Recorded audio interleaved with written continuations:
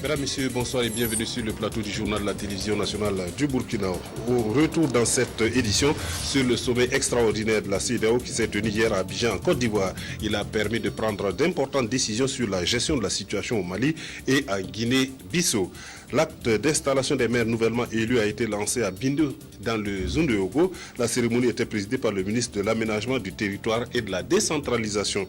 Et puis la 7e édition de la rentrée RTB se poursuit ce soir avec la cérémonie de lancement officiel des activités de la RTB2 Centre, des nouvelles de la manifestation en direct dans cette édition avec Big Band qui se trouve en ce moment sur place. Le sommet extraordinaire des chefs d'État et de gouvernement de la CEDEAO sur la situation sécuritaire au Mali s'est tenu hier à Abidjan en Côte d'Ivoire. Il a permis de convenir avec les partenaires de l'espace communautaire de la mobilisation autour de ce pays pour venir à bout des islamistes qui occupent le nord du pays. Également aborder la situation en Guinée-Bissau qui connaît aussi des problèmes de gouvernance. Les précisions avec nos envoyés spéciaux Oumarou Zungrana et Évariste Kombari. Dès l'ouverture des travaux, le président en exercice de la CEDEAO, le président ivoirien Alassane Ouattara, donne le ton. Réunis en Côte d'Ivoire sur la situation sécuritaire au Mali, la CEDEAO a appelé à la mobilisation de l'Afrique et de la communauté internationale aux côtés du Mali afin d'aider ce pays à recouvrer son intégrité territoriale. Il nous faut accélérer le rétablissement de l'intégrité territoriale du Mali avec l'appui logistique de nos partenaires et assumer notre responsabilité en toute légitimité sous le chapitre 7 de la Charte des Nations Unies. Kadri Désiré Ouédraogo, président en exercice de la commission de la CEDEAO, et Laurent Fabius, ministre français des Affaires étrangères, partagent cette même vision. Pour Kadri Désiré Ouédraogo, la crise malienne est devenue internationale et appelle à une action vigoureuse. Nos sorts sont liés. Nos destins sont communs, agissons en commun. Tout en préparant la guerre contre les terroristes, les djihadistes et les narco-terroristes, comme ils sont désormais appelés, la CEDEAO et la communauté internationale préparent aussi l'après-guerre, c'est-à-dire à un retour à l'état de droit au Mali. Sur le plan institutionnel, la communauté internationale attend que soit adopté dès que possible ce que nous appelons une feuille de route de la transition, présentant les étapes précises qui mèneront à des élections démocratiques, lesquelles permettront d'asseoir la légitimité des autorités maliennes. D'autre part, il est impérieux que les autorités civiles reprennent la totalité des choses en main. Monsieur le Président Traoré, vous êtes le président légitime du Mali, reconnu par la communauté internationale. Et à ce titre, vous êtes le chef suprême des armées maliennes et il ne peut pas en être autrement. C'est en ce sens que la médiation du président du Faso se poursuivra. À Abidjan, la CEDEAO a fait l'évaluation des besoins financiers et logistiques qui seront mis à la disposition de la MISMA. Elle a aussi échangé sur la situation en Guinée-Bissau. Et au terme de ces travaux, le sommet a confirmé l'envoi de plus de 3000 hommes pour aider les soldats maliens à libérer le pays. La force sera commandée par un général nigérian et les précisions dans ce reportage de Oumarou Zungrana et Évariste Kombari. À Abidjan, la CEDEAO a réaffirmé toute sa détermination à accompagner le Mali dans la résolution de la crise à travers l'envoi d'une force militaire, MISMA. Si l'envoi de la MISMA n'est plus qu'une question de jour, reste maintenant la mobilisation des moyens financiers et logistiques qui permettront à la force militaire de la CEDEAO d'être opérationnelle. La réponse à cette difficulté viendra de la conférence des donateurs prévue pour se tenir le 29 janvier à Addis Abeba. Les modalités d'envoi des troupes ont été déterminées. Les pays contributeurs se sont annoncés. Vous en avez certainement eu connaissance de la liste. Il reste maintenant la délicate question du financement de la MISMA. Les chefs d'État ont longuement échangé et la communauté internationale, les différents partenaires se retrouveront à Addis Abeba le 29 janvier pour discuter des modalités d'appui, d'accompagnement logistique et financier de cet important contingent qui va se déployer au Mali pour y assurer la sécurité et la stabilité. Face à la multiplication des foyers de guerre au Mali, la force de la MISMA pourrait accroître ses effectifs. La conférence qui a entériné la nomination du général Shehu Ousmane Abdul-Kadir du Nigeria comme commandant de la MISMA et du général de brigade Yahi Garba du Niger comme adjoint a exhorté les pays fournisseurs à se mettre au plus vite à la disposition de l'état-major de la MISMA. La conférence exhorte les États membres de rendre disponibles, sans plus tarder, leur contingent au commandement de la force et de tenir les engagements faits. À cet effet, elle instruit le président de la Commission d'en assurer le suivi. Le sommet autorise les bataillons de la MISMA à s'engager avec leurs effectifs organiques et la constitution d'une réserve avec les unités promises par les États membres ne figurant pas dans le déploiement immédiat de la MISMA. S'agissant de la crise en Guinée-Bissau, la CEDEAO a demandé la levée des sanctions contre ce pays.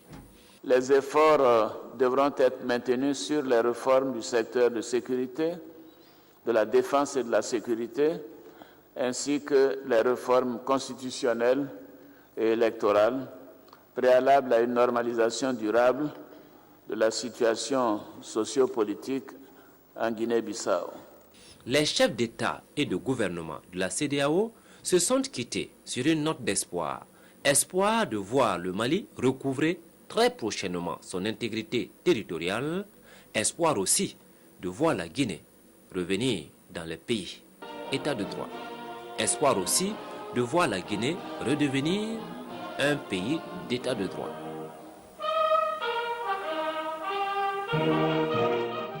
Et le déclenchement de la guerre ne met pas un terme à la médiation menée par le président du Faso. Elle devra se poursuivre dans la perspective de la résolution de la crise à travers l'organisation d'élections libres et transparentes, comme le précise le ministre burkinabé des Affaires étrangères et de la coopération régionale au micro de nos envoyés spéciaux Oumarou Zungrana et Évariste Kombari. Le président du Faso a été désigné comme le médiateur de la CEDEAO. Ça, ce n'était pas une option particulière du Burkina Faso. C'est la CEDEAO qui, dès le départ, a voulu combiner l'action militaire à l'action diplomatique et politique. Alors maintenant, qu'en est-il du dialogue qui a été en fait perturbé par la violation du cessez-le-feu et du rejet du terrorisme et de l'extrémisme? Nous sommes tous d'accord que pour régler les causes profondes de la crise, de ce qui a amené certaines composantes de la communauté malienne, les Touaregs en particulier, à recourir aux armes pour revendiquer de meilleures conditions de vie, ces causes-là ne peuvent être réglées que par un processus de dialogue. Le président de la République du Mali, d'ailleurs, a confirmé la disponibilité des autorités de transition à promouvoir ce dialogue-là. Mais le dialogue n'exclut pas l'intervention militaire et l'usage de la force n'exclut pas le dialogue non plus. Nous sommes tous d'accord que pour lutter efficacement contre le terrorisme et la criminalité transfrontalière organisée, nous devons nécessairement faire usage de la force.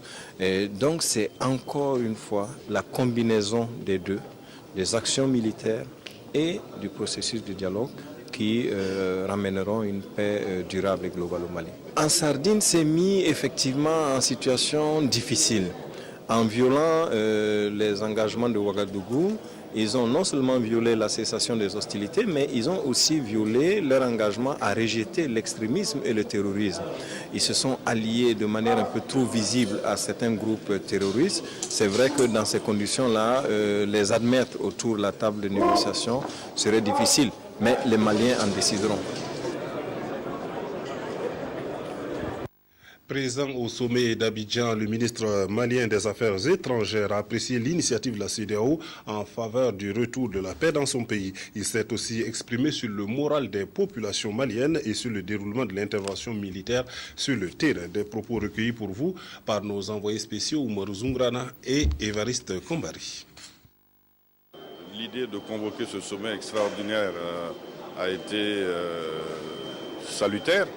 Et donc ces décisions prises par la conférence des chefs d'État sous la présidence de son Excellence Alassane Ouattara, président de la Côte d'Ivoire, étaient des décisions nécessaires pour s'adapter à la situation. L'engagement continue, l'engagement militaire continue. Moi j'ai coutume de dire aux journalistes et à tous ceux qui s'intéressent à ce qui se passe, de laisser les événements se produire. Aujourd'hui ce sont deux forces militaires qui s'opposent. Et nous avons non seulement la vérité et la raison de notre côté, et je crois aussi que d'un point de vue militaire, nous avons la supériorité de notre côté, avec l'engagement de la France aux côtés de l'armée malienne et le prochain engagement des troupes de la CEDEAO, tel que appelé en urgence aussi, par la conférence qui vient de se terminer, vont faire en sorte que nous aurons la supériorité sur le terrain. Mais bon, on ne peut pas à chaque étape dire ce qui se passe. D'un point de vue militaire, ce n'est pas judicieux. Les Bamakois vont bien, ils sont soulagés de voir tout cet engagement international. Et justement, le contingent tchadien basé à Niamey au Niger est prêt à participer au combat aux côtés de l'armée malienne, a reçu la visite du président Idriss Déby Itno. Le chef de l'État tchadien qui s'est engagé à déployer une force de 2000 militaires au Mali est allé encourager le premier convoi de 600 soldats. Idriss Déby Itno passe en revue des éléments de son armée basée à Niamey. Le chef de l'État tchadien est venu remonter le moral au contingent de 600 militaires lourdement armés, prêts à combattre pour libérer le Nord Mali. Le Tchad compte déployer 2000 soldats qui partiront de Niamey. Ce qui m'a motivé donc à envoyer 2000 hommes, ce n'est pas parce que nous avons beaucoup de matériel, ce n'est pas parce que nous avons beaucoup de gens, mais c'est pour chercher au maximum faire l'économie des hommes en augmentant le nombre de soldats déployés et du matériel déployé sur le terrain. Les militaires tchadiens, selon leur commandant, sont impatients d'être sur le théâtre des opérations. Ils ont un moral de fer. Le moral, c'est-à-dire inexplicable. Vous avez vu ici en présence de tout le monde, alors les Allemands sont en train de sauter et crier. Le déploiement des militaires tchadiens et nigériens n'est qu'une question de jours. Ils attaqueront sur le front nord à partir du Niger. Objectif, prendre en sandwich les djihadistes dans leur retraite face à l'offensive des Français et Maliens. Et notre pays participe aux opérations de libération du Nord Mali avec un contingent d'environ 500 hommes. Avant leur départ, le chef d'état-major général des armées a rencontré ce soir même les membres de ce bataillon dénommé Badenya. Il leur a remis le drapeau et demandé de le défendre avec professionnalisme. Les précisions avec Simon Gongo. Voici le drapeau que le colonel Jules Bationo et ses hommes devront défendre au Mali. C'est lui qui commande le bataillon Badenya, nom du contingent burkinabé qui va soutenir le Mali dans la guerre contre les islamistes. C'est le chef d'état-major général des armées lui-même qui remet les couleurs nationales à défendre avec des conseils à l'appui. Respecter les mœurs du pays hôte. Deuxièmement, tenir compte des cultures des autres frères d'armes que vous côtoierez tous les jours. Troisièmement, se conformer strictement aux règles d'engagement en vigueur au sein de la force. Quatrièmement, maîtriser les règles de comportement édictées par votre commandement de bataillon. Cinquièmement, prendre garde des comportements à risque, voire scandaleux. Abstenez-vous de consommer des produits prohibés et une hygiène de vie respectable pour éviter les maux qui entraveront votre mission. Drapeau en main, le chef des commandos de Bobo Dioulasso tient à rassurer sa hiérarchie et le peuple burkinabé. La mission a été bien reçue. Je m'engage avec l'ensemble des hommes du bataillon Badea au respect strict des instructions que vous venez de donner. Mon général, le bataillon Badea est prêt en tout temps et en toutes circonstances à relever le défi pour le bien du service, la bonne exécution de la mission dans le cadre de la MISMA et le succès des armes du Burkina Faso. Dans les prochaines heures, le colonel Bationo et ses hommes prendront place dans une des localités du Nord Mali, aux côtés des frères d'armes maliens, français et d'autres bataillons de la sous-région. L'aumônier militaire était là pour bénir la mission. Et dans un tout autre registre, le ministre de l'Aménagement du Territoire et de la Décentralisation a procédé aujourd'hui au lancement de l'acte d'installation des maires nouvellement élus à travers le pays. La cérémonie s'est déroulée à Bindé dans le Zunduego et marque le top de départ de la mise en place des exécutifs municipaux par les autorités régionales. Symphorien Somda. Depuis 2006 jusqu'à nos jours, les conseils des 351 communes et des 13 régions que compte le Burkina sont fonctionnels. Le 2 décembre dernier, le peuple a encore choisi ses représentants en vue de gérer ses affaires propres. C'est pour relancer les activités des conseils municipaux que le ministre a lancé ce dimanche 20 janvier à Bindé l'acte d'installation des maires. Une cérémonie qu'il place sous le signe de l'implication de tous les citoyens à la gestion des communes. Je demande à chaque citoyen d'être un acteur de la décentralisation, d'être un acteur du développement. Par rapport à la participation citoyenne, à la concertation et à l'engagement total aux côtés des conseils municipaux, parce qu'il ne sert à rien d'élire des conseillers municipaux pour le lendemain se mettre en retrait. Désormais, les écharpes des maires ne se porteront plus en bandoulière, mais à la taille, et ce, pour répondre à l'esprit d'un nouveau texte. Nous avons trouvé que, à l'instar des autres pays, comme la France et bien d'autres, il serait bon de faire une distinction, ne serait-ce que visuelle, entre le maire qui a son écharpe simple autour de la taille et le député qui aurait son écharpe en bandoulière. Ce n'est en aucun cas, ça n'a une connotation péjorative. Le maire entrant de la commune de Bindé, qui est à son deuxième mandat, promet poursuivre son œuvre, celui du développement de la commune de Bindé. La commune de Bindé au sein de la province n'est pas lotie d'abord. Vous savez, le manque d'électricité aussi, c'est un enjeu pour cette commune. Et aussi du côté de l'enseignement, la santé, dans tous les secteurs qu'on nous a transférés, et même au sein de nos différents villages, nous ferons de sorte que les insuffisances que nous avons se corrigent. Et pour le ministre Toussaint Abel Koulibaly, les communes qui se développeront le plus seront celles dont les ressortissants et habitants auront compris qu'il y a un temps pour la politique et un temps pour s'unir et travailler dans le seul intérêt de leur collectivité. Et que c'est à ce prix que le développement local sera visible et contribuera à l'émergence de Burkina. La conférence mondiale des églises et ONG désormais représentée dans l'espace CEDEAO, elle a porté à sa tête le bishop Pascal Israël Paré à la faveur d'une cérémonie d'installation qui a connu la participation de nombreuses personnalités venues d'Afrique, du Canada et des États-Unis. Le reportage est de Boukari Ouedraou.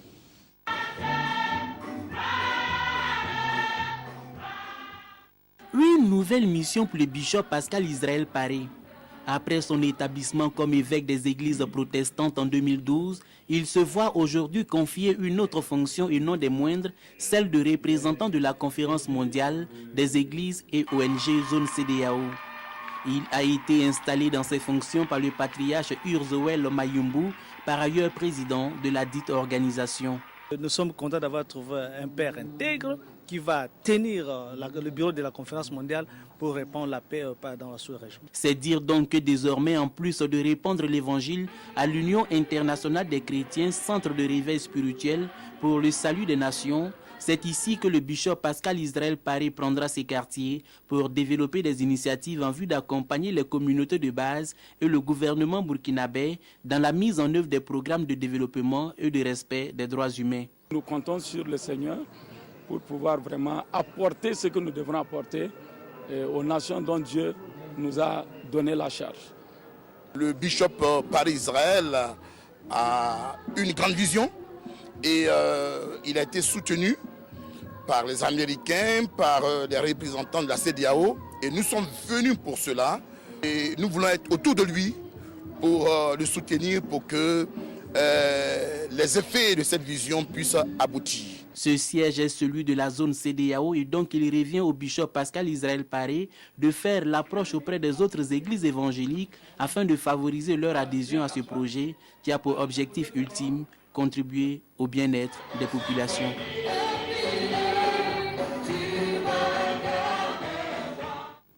Et puis une nouvelle chapelle a été inaugurée ce dimanche à Niou dans le Koulouyogo. Elle a été construite grâce à la contribution des ressortissants et de communautés de la localité.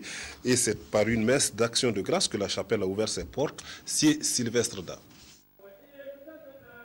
Rituel de bénédiction par l'eau bénite et par l'encens de la nouvelle chapelle de Niou dans le Koulouyogo, exécuté par Monseigneur Philippe Drago et Monseigneur Thomas Kaboré.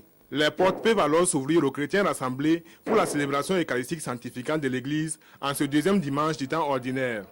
Les bureaux et les logements des prêtres, l'autel ainsi que le tabernacle sont également sanctifiés. Ce lieu de culte ainsi dédicacé prend le nom de chapelle Notre-Dame du Perpétuel Secours. Comme disent les Mossi, lorsqu'on a une maman, il ne vous manque jamais la farine. Nous sommes sûrs qu'elle veillera sur cette portion du peuple de Dieu qui est à You et dans la paroisse de Boussé. À toute la population, chrétiens, non chrétiens, les musulmans, les protestants et ceux de la religion traditionnelle qui ont bien voulu, par leur présence, signifier quelque chose. Que Dieu vous bénisse et que le Seigneur nous fasse grandir dans son amour et dans l'amour des uns et des autres. La construction de la chapelle a débuté en 2002. Elle est encore en finition, mais de l'avis des différents intervenants à la cérémonie, cela ne doit pas l'empêcher de jouer pleinement son rôle. Être le lieu par excellence de retrouvailles des enfants de Dieu dans la prière et la communion fraternelle, un lieu de raffermissement de la foi des fidèles, d'enseignement de la parole de Jésus, où se cultive et s'entretient l'amour en Dieu et pour son prochain.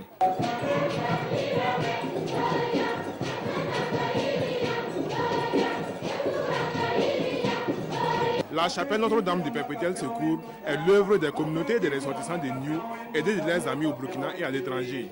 Des amis qui ont été nombreux à faire le déplacement de Niou à l'occasion de cette cérémonie de bénédiction. Le collège Marie-Reine de Tinkourou célèbre cette année ses 50 ans d'existence. L'établissement aura contribué en tant de temps à former plusieurs promotions d'élèves au profit de l'Église et des administrations publiques et privées. Nous vous invitons à découvrir quelques facettes de cet établissement dans ce reportage de Viviane Tiendrebego.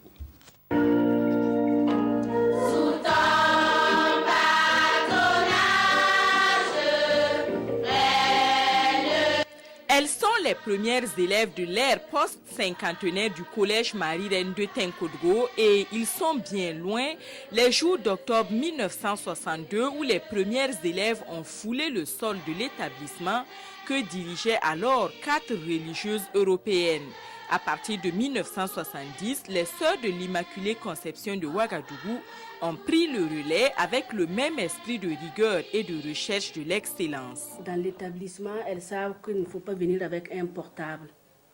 Si tu viens, on surprend, on confisque, c'est pour 2 ans et c'est ton père qui doit venir au bout de 2 ans chercher le portable. Et toi, tu as une sanction, un retrait de points, de 5 points. Et ça aide beaucoup. À l'internat ici, on leur apprend à faire le ménage. Ici, elles apprennent à faire la cuisine aussi. Et les jeudis soirs, elles apprennent à tourner le tout. Les jeunes élèves de 6e apprécient le cadre d'études qui leur est offert. On nous apprend de faire la couture. On nous apprend le français, à compter, mathématiques, anglais, histoire, SVT.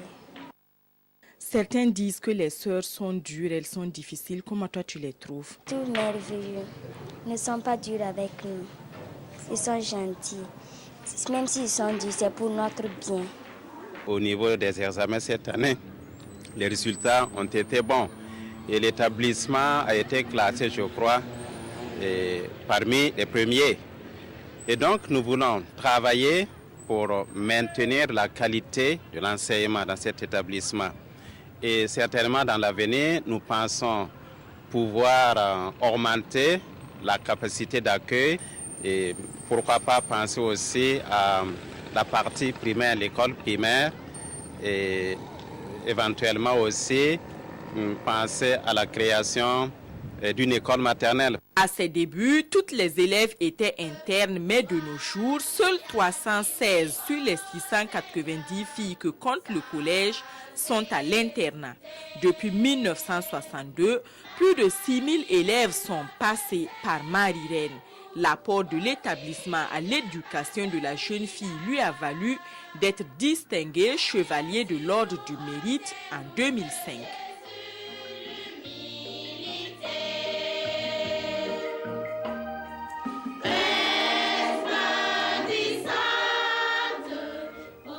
Et de son côté, l'Institut supérieur d'informatique et de gestion commémore cette année ses 20 ans d'existence. De nombreuses manifestations sont prévues et parmi elles, un cross populaire qui a mobilisé hier à travers certaines artères de la ville de Ouagadougou. Jérôme Tiendrebeu. Un cross populaire pour lancer les festivités de célébration des 20 ans de l'Institut des sciences d'informatique et de gestion ISIC international. Une célébration placée sous le signe de l'espoir et pour cause. L'espoir parce que ISIC a parcouru 20 ans, beaucoup d'efforts, et nous pensons que malgré le contexte difficile de l'enseignement supérieur que nous constatons dans nos universités, malgré la crise économique, nous sentons que le Burkina se porte bien et l'espoir est permis pour la jeunesse d'envisager des études supérieures crédibles. Nous allons créer effectivement un département sport qui va être chargé de la mise en œuvre de tout ce qui est sport. Pour ce matin, dirigeants, encadreurs et étudiants se sont donnés à cœur joie à cette activité sportive sur les avenues Babangida et Charles de Gaulle. Comme on n'a pas l'habitude de faire le sport, je pense que commencer des festivités avec le sport, c'est quand même quelque chose d'encourageant. Les gens étaient nombreux, on était tous motivés. Le sport est très important, d'abord pour l'organisme. Et moi, je pense que ce petit sport-là, c'était symbolique. Et 20 ans, ce n'est pas 20 jours. Et je trouve qu'en tout cas, on a toujours beaucoup de choses à faire. C'est donc parti pour une série d'activités avec un rendez-vous sportif majeur le samedi 26 janvier. La Coupe du président directeur fondateur de la désormais université aux Nouvelles.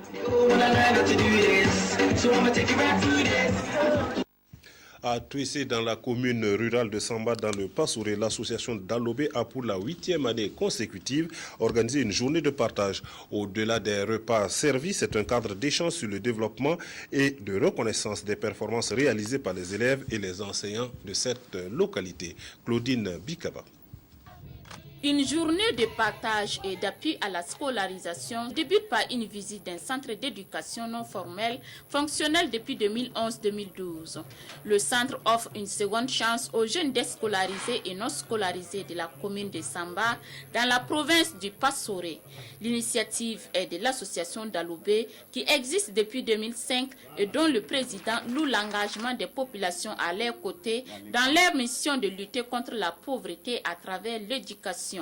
Avant que le ministère intervienne dans le don des vivres, les associations des mères éducatrices et les associations des parents d'élèves ont déjà collecté le minimum pour commencer l'année en attendant l'arrivée. Pour moi, si cette dynamique se continue, ça doit être, à mon avis, la solution la plus sûre. Le maire, à son tour, apprécie l'initiative du promoteur. C'est une association qui, vraiment la première dans la commune de Samba, pense aux enfants, pense à accompagner le développement de la commune. Donc, c'est vraiment une grande joie que j'ai avec cette association et son action.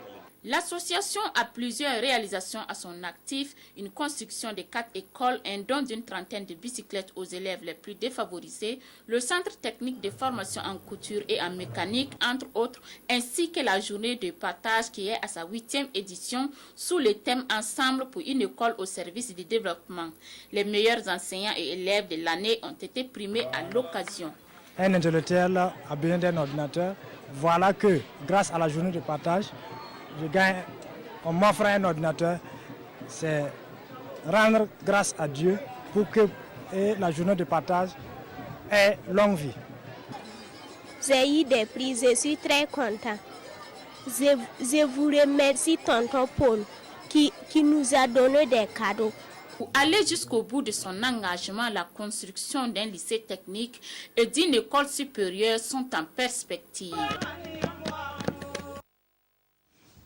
Et puis les manifestations entrant dans le cadre de la 7e rentrée RTB se poursuivent aujourd'hui avec le lancement des activités de la RTB 2 centres. Hier, c'est la série Affaires publiques qui était à l'honneur.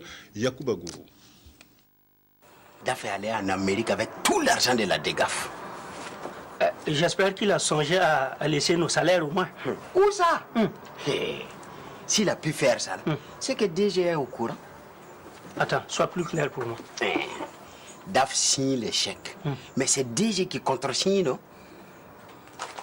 Donc tu veux dire que... Cet extrait, c'est un avant-goût de la 3e saison de la série Affaires publiques lancée ici à l'occasion de la 7e rentrée RTB. Après la 2e saison, les téléspectateurs de la chaîne au cœur des grands événements vont renouer avec leur série favorite Made in Burkina Faso.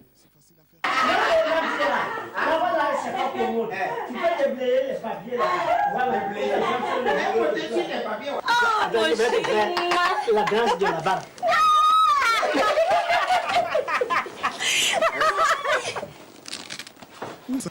C'est une série télé de 52 épisodes qui sera diffusée à la radio-diffusion-télévision du Burkina pendant toute l'année 2013 en raison d'un épisode par semaine. La particularité de cette 3e saison se base un peu sur ce que nous avons fait sur la 1re et la 2e saison. On s'est rendu compte déjà que les Burkinabés sont preneurs de leurs propres images et ça leur fait énormément plaisir de voir ce type de série. Et donc nous avons mis l'accent sur les réalités du Burkina Faso, notamment de l'administration. Pour la 3e saison, nous allons continuer dans la même logique. Cette nuit a été aussi mise à profit pour rassembler le public, le personnel de la RTB, les acteurs, les réalisateurs et les techniciens autour du produit final. Un produit rendu possible grâce à la bonne collaboration de ces hommes et femmes et à l'ambiance bonne famille qui a régné durant tout le tournage. Donc pour moi, c'était toujours dans l'esprit de famille. J'ai découvert aussi de nouveaux talents, et particulièrement avec les comédiens. La plupart aussi me connaissent, avec qui j'ai travaillé.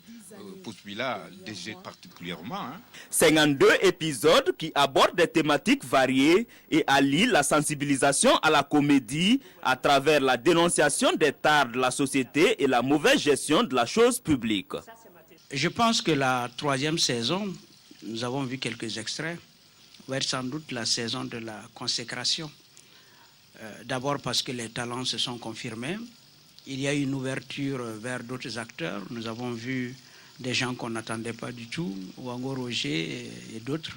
Les responsables de la RTB sont en contact avec les chaînes internationales pour qu'à l'avenir, on puisse diffuser la série sur l'ensemble du réseau francophone africain. En attendant, les activités de la 7e rentrée RTB se poursuivent et connaîtront leur apothéose avec le lancement de la RTB 2 Centre ce dimanche.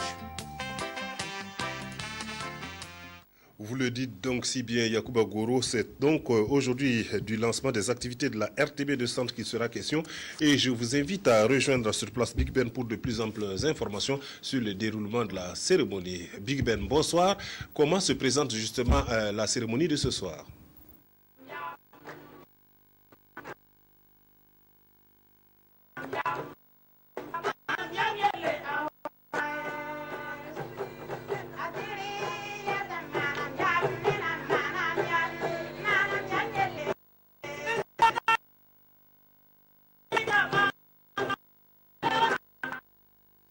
Voilà quelques petits problèmes. Nous allons poursuivre cette édition en espérant revenir un peu plus tard sur la liaison avec Big Ben.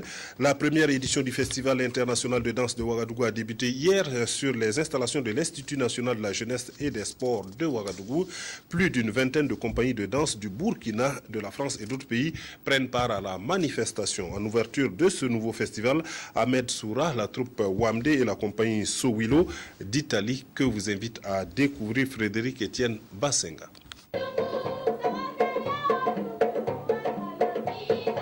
La danse célébrée au Burkina Faso à travers un festival international. Pour cette première édition, 27 compagnies d'Europe et d'Afrique sont au rendez-vous. Dans l'arène de lutte de l'INJEPS pour le démarrage, Ahmed Soura, la troupe des enfants de Wamde et la compagnie Sowilo d'Italie ont ouvert le bal. Sur scène, Ahmed Soura montre qu'il existe dans un espace que l'on croyait nu. Il résiste à l'oppression de tous les encombrements. La matière émerge solide, fluide et des existences parallèles se côtoient.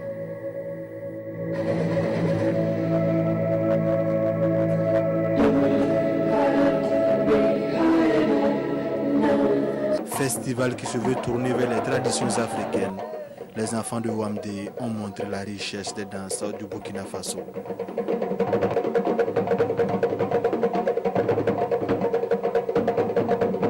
La compagnie Sowilo, elle, durant près de 45 minutes, a visiblement émerveillé le public. Dans une chorégraphie à l'italienne, ces 6 dames ont montré à travers leurs mouvements une vision unifiée du caractère profond de la femme, au-delà du temps, des lieux, des cultures, du patrimoine, avec comme ingrédient la nature secrète de l'être humain et du monde naturel.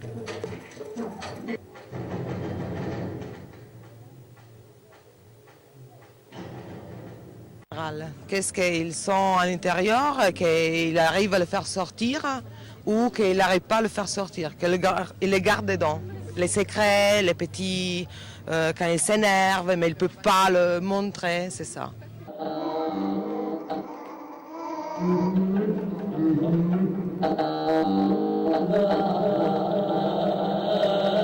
C'est vraiment fabuleux. Je m'attendais à du beau spectacle venant de Irène Tassambedo, mais je ne savais pas que ça allait être aussi éblouissant. Mais j'ai bien apprécié les Italiennes à la fin. J'ai trouvé assez original et différent. C'était la première fois que je les voyais, donc j'ai vraiment apprécié. La promotrice, elle, est aux anges eu égard à l'engouement du public, et ce, malgré la Coupe d'Afrique des Nations. Beaucoup de monde, vous avez remarqué, il y a beaucoup de monde, et ça c'est une joie, une chance aussi que le public se déplace malgré l'ouverture de la CAN. Donc c'est quand même une grande chance pour nous d'avoir tout ce monde-là. Oui, je suis très contente. C'est un bon début. Le festival se poursuit jusqu'au 26 janvier prochain et le public, lui, est invité à venir découvrir la danse contemporaine et les danses africaines. Le nouvel album de l'artiste musicien burkinabé Yoni vient de paraître. Il est intitulé Gilbert, composé de 9 titres et a été présenté hier à la presse. Tanga Kafando.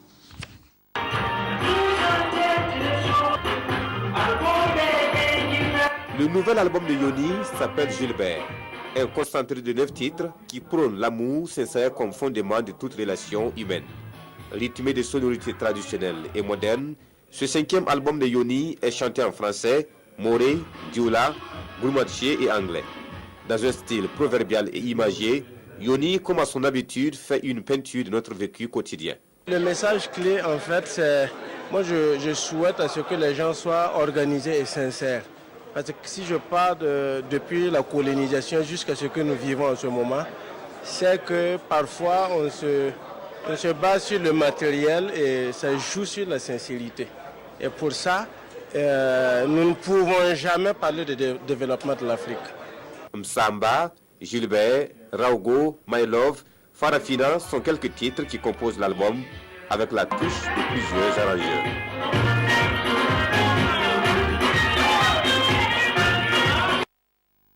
Et puis en sport Cannes 2013, l'on a joué aujourd'hui pour le compte de la première journée du groupe B. Les Black Stars du Ghana et les Léopards de la République démocratique du Congo ont fait match nul, 2 buts partout. Jérôme Tiendrebeo. Il a fallu attendre 220 minutes de jeu, soit près de 2 matchs et demi, pour enfin voir un but dans cette 29e Coupe d'Afrique des Nations de football. Un record d'inviolabilité de cage en Cannes. Et c'est le but d'Emmanuel Badou qui a mis fin à la série. Et c'est le premier but. But de Badou. Et le 1-0 pour le Ghana. Les Black Stars confortent leur avance seulement 4 minutes après la pause. Sur le corner de Wakaso, Kwadjo Asamoah, Baroubé Kidiaba. Menés 2-0, les garçons de Claude Leroy poussent et réduisent le score grâce au tout-puissant Trésor Poutou sur un service lumineux de Makiadi. 68e minute, Dieu merci.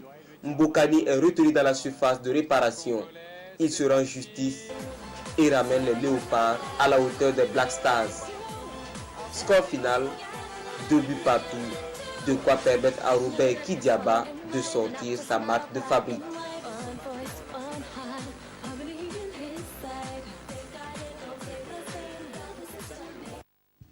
Et puis sachez aussi que les Aigles du Mali ont signé la première victoire de la CAN, de la 29e CAN. Ils sont venus à bout du MENA du Niger, 1-0. Une réalisation du capitaine Seydou Keita. Le Mali prend ici la tête du groupe B devant le Ghana et la RDC à l'issue de la première journée. C'est la fin de cette édition. Merci de l'avoir suivi et merci de rester fidèle au programme de la RTB pour suivre dans quelques instants la cérémonie de lancement des activités de la RTB 203. Bonsoir.